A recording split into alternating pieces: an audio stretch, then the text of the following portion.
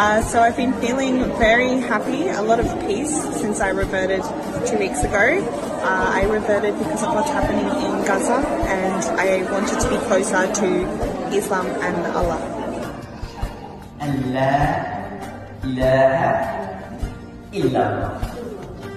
Not knowing which one. And the idea of Islam and having just one God, that really resonated with me. It touched my heart. And the issues in Palestine, it just makes me cry on a daily basis.